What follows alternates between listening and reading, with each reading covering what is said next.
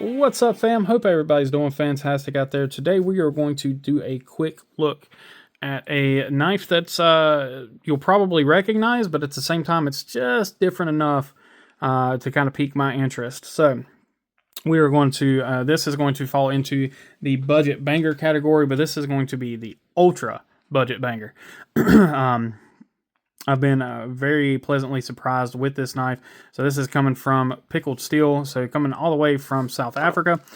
This is a company that does kind of run the gamut of knives. They have everything from their own, their own designs and customs, all the way to things like this, where it is a design from a company like Remet. That Remet allows other companies to, for lack of a better word, lease the design, make changes to it, make alterations to it, and brand it their own. So this is one of those. It does come in a box. Of course, you do get microfiber. This one does. They do come with a spare pocket clip with spare pocket clip hardware and a wrench.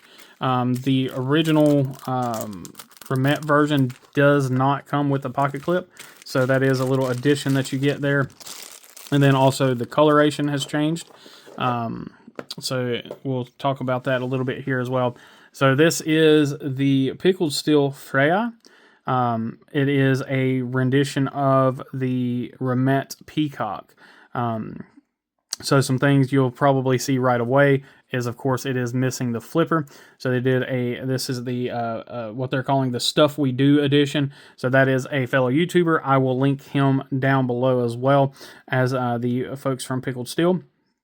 But yeah, so this is his like I said, the Stuff We Do edition. So with that, you do get the red FRN versus I think they have 3 color options on the standard one. They have black, blue, and pink. But those are the ones with the flipper. I do think this knife without the flipper makes it way better. I think this knife with a single form of deployment is a like I said, it's for the $25 price point, around about $25. I mean, I put this up there with the, like the Pyrite Light as far as, bang for your buck.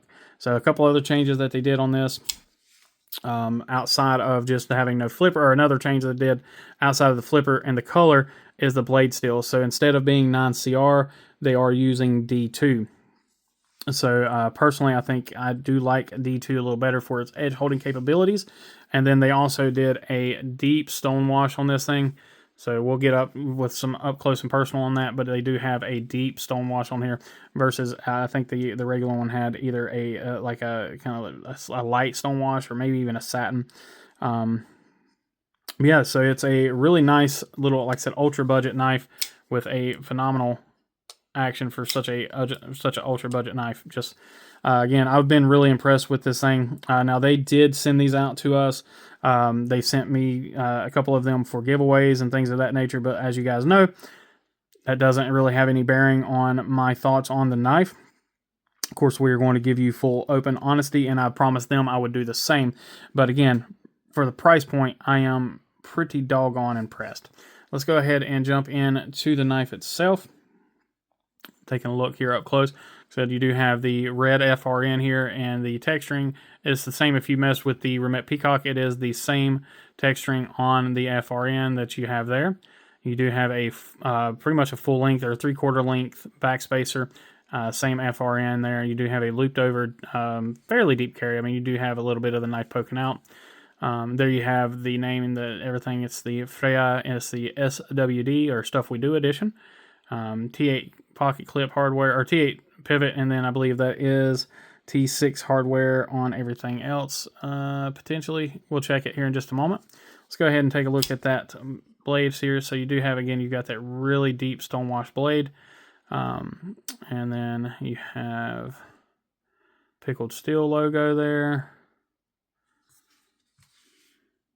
This side, again, you have the D2 Freja and SWD. Taking a look at our plunge grind. Plunge grind is not too shabby. It's a little on the late side, so there you can see right there's where it ends. So you do have a little bit of sharpening without creating a smile. So not too awful bad. A really nice swedged drop point. Taking a look at the sharpening, it is a Remet knife. which Remet usually does very well on all of their sharpening. Looks like we might have a little bit of a burr right there. Take a look at that tip.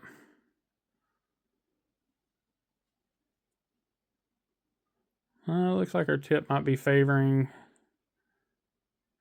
Trying to get that to focus. Yeah, it looks like our tip is favoring the clip side just a little bit.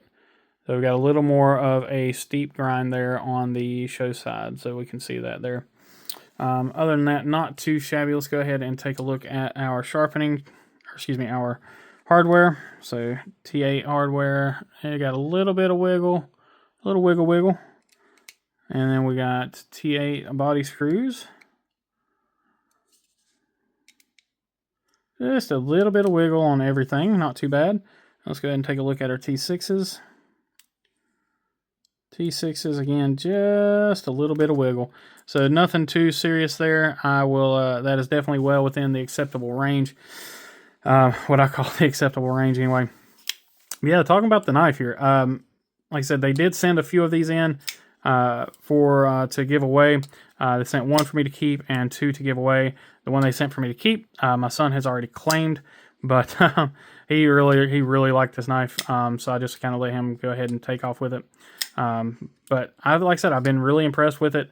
Action is really nice. Again, for a $25 knife, I mean, any sub $30 knife that has, you know, really good thumb stud action.